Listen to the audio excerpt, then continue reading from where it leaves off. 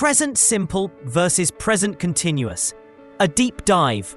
For Russian speakers, one of the most difficult things is to learn when to use the present simple and present continuous tenses.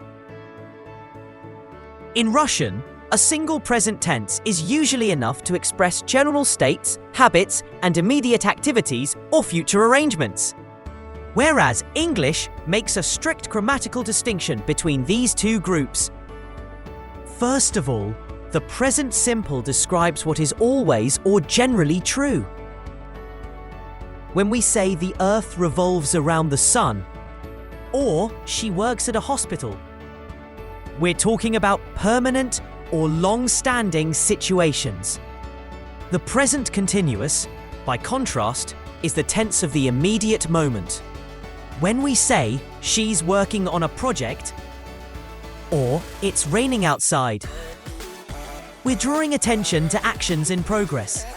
This tense carries the sense of now. These are actions that began recently and will eventually stop. Unlike the enduring truths or repeated actions of the present simple. For Russian speakers, the first major problem is recognizing that not all verbs can comfortably be used in both tenses. English makes a crucial distinction between stative verbs, describing states of being, and dynamic verbs, describing actions. Stative verbs, those expressing emotions, possession, thinking, or senses, typically resist the continuous form. We say, I understand the problem, rather than I am understanding the problem. Because understanding, same as loving or knowing, isn't something we do. It's a state we are in. Similarly, this book belongs to me remains firmly in the present simple. As belonging does not mean an action either.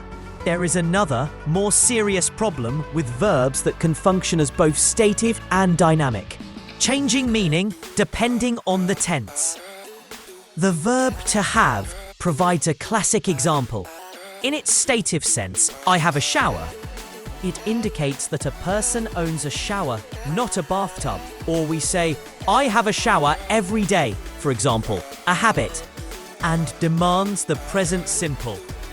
But when used dynamically, I'm having a shower, it transforms into an action verb suitable for the continuous form. Senses or perception verbs present another possibility for confusion. Compare I see my doctor outside. She's wearing a blue shirt. Stative, present simple for see. With I'm seeing my doctor tomorrow.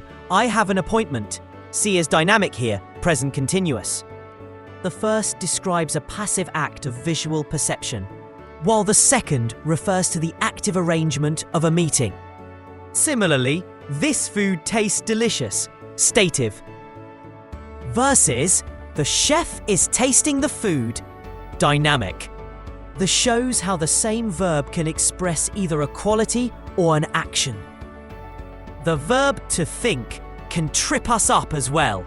When expressing an opinion, I think he's right, for example.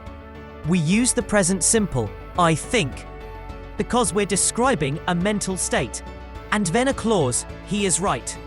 But when referring to the active process of consideration, I'm thinking about my future. The continuous with either about or of preposition becomes necessary. The clause preposition situation mirrors the use of to think in Russian, and that's why the continuous form may seem unnecessary and excessive. The present simple often pairs with adverbs of frequency. Always, never, sometimes.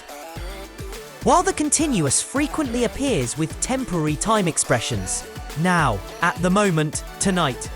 Phrases like every day or usually point toward the present simple, while now, at the moment, or these days signal the continuous. However, always, for example, can be used with both tenses with different meanings. Compare she always complains, a general observation, with she's always complaining, emphasizing the speaker's irritation at the ongoing behavior. Future arrangements present another difficulty. English uses the present continuous for planned future events. We're meeting at 6 tomorrow. The logic here is that the arrangement exists in the present moment, even though the action will happen later. This is quite close to the Russian use of the present tense for future meaning. For example, I'm flying to Moscow the day after tomorrow, or they're going to the restaurant at the weekend.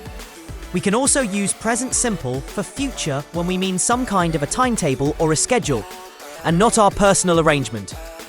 The lesson starts at 9 o'clock. Look at the schedule. It's the same for everyone on the course. Or the train leaves in 2 hours. It's the railway timetable. Compare with, we're starting to learn at 9 o'clock. We've agreed to attend the first lesson of the day. We aren't going to skip it. Or I'm leaving on a train in 2 hours. I bought a ticket last week. The use of verb to be also reflects the difference between present simple and present continuous. Saying you're being rude suggests that the rudeness is a temporary behavior. It's about the person's actions now, whereas you're rude states it as a personality trait. This person is always or usually rude. All in all, there seem to be a lot of moving parts with the present simple and the present continuous. But remember, practice makes perfect. We'll see you in the next video. Bye for now. Take care.